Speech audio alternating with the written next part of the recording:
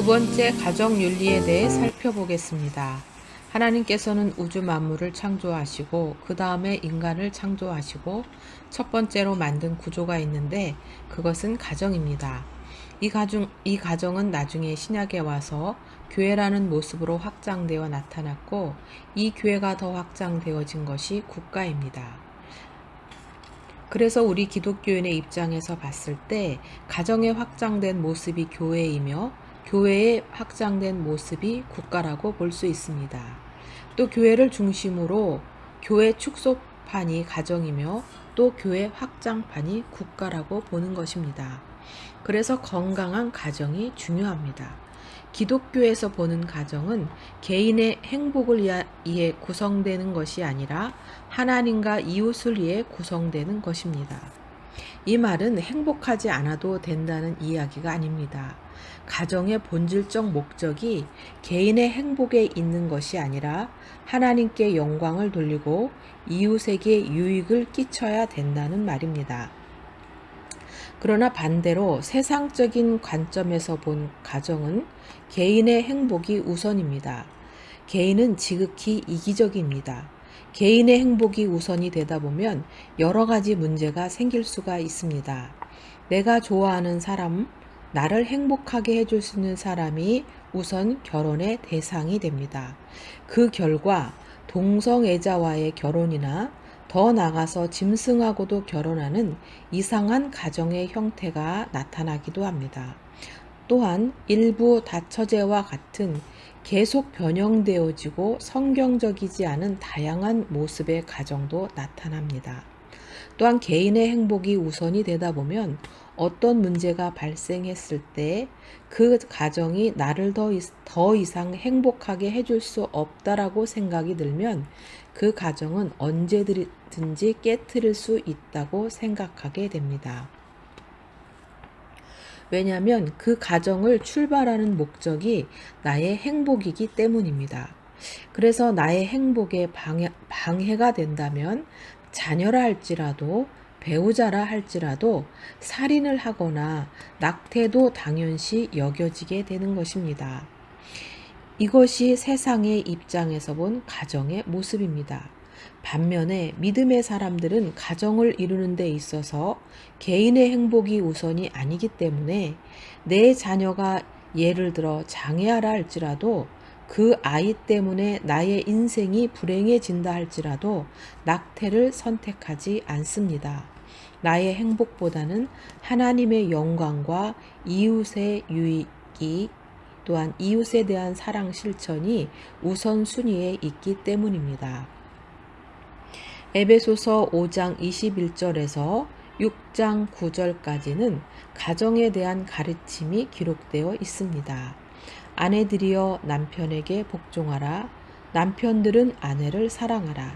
자녀들아 주 안에서 너희 부모에게 순종하라. 이것이 옳음이라.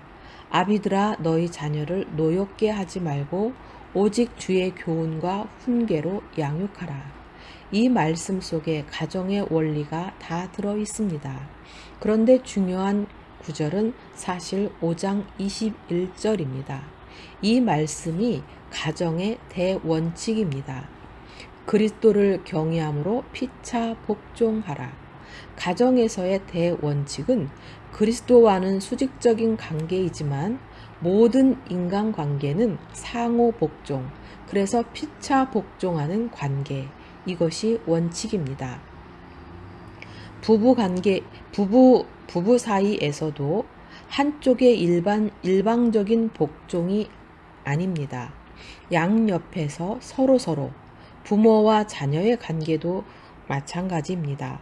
위에서 부모의 일방적이고 권위적인 가르침이 아니라 수평적인 가르침입니다. 종과 상전의 관계도 수평적인 관계입니다. 가정의 원리가 하나님하고는 수직적이지만 모든 것은 다 상호 복종하는 관계라는 것입니다.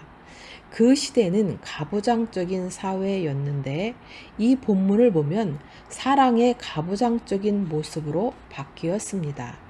하나님을 주인으로 모신 수직적 관계 속에서 모든 관계는 상호 복종하는 관계로 돌아가야 합니다. 우리가 자녀를 대할 때 부부 사이에서도 부모와 자식 간에도 이해와 설득과 양해와 배려와 사랑을 구해야 합니다. 하나님께서는 이 땅에 두 가지 직접 세우신 기관이 있습니다. 첫 번째는 에덴 동산에 세우신 가정이 있고, 두 번째는 2000년 전에 성령을 보내셔서 교회를 세우셨습니다. 이 두 기관이 존재하는 목적이 행복을 위한 것인데, 그 행복의 조건은 사랑함으로 가능해지는 것입니다. 즉 사랑으로 행복해지는 기관이라는 것이죠. 하나님이 가정과 교회를 세우셨습니다. 가정, 교회, 천국, 이 세 가지를 성경에서는 다 아버지 집이라고 표현하고 있습니다. 하나님 아버지가 다스리고 계시다는 것이죠. 가정이나 교회에서 많은 어려운 일들이 일어납니다. 그러나 그러한 일들을 만날 때 우리는 그 속에서 일하시는 하나님의 놀라운 은혜와 역사도 체험하게 됩니다. 하나님이 그 문제들을 해결해 나가십니다. 내 마음에 들지 않는 가정, 내 마음에 들지 않는 배우자나 자녀라 할지라도 하나님의 뜻 가운데 하나님의 맺어준 가정이고 하나님이 내게 주신 배우자여 자녀라고 인정할 때 우리는 배우자를 대하는 태도나 자녀들을 대하는 태도가 바뀔 수가 있습니다. 때때로 배우자를 통해서 어렵고 힘든 일을 만날 수도 있습니다.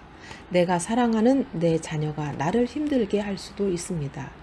그럴 때에 맞는 배우자나 자녀로 고치려고 애쓰지 말고 하나님이 연약한 내 배우자나 나의 자녀를 도구로 사용하셔서 나를 변화시키기 위해서 온전한 그리스도의 자녀로 나를 만들기 위해서 나의 배우자나 자녀를 사용하신다라고 생각을 바꿔야 합니다. 그래야 할 때 하나님이 우리 가정을 다스리고 계시다는 주님의 주권을 인정하게 됩니다. 그때 비로소 하나님이 모든 상황을 다스려서 어려웠던 가정이 회복되어지는 기적을 체험할 수가 있습니다.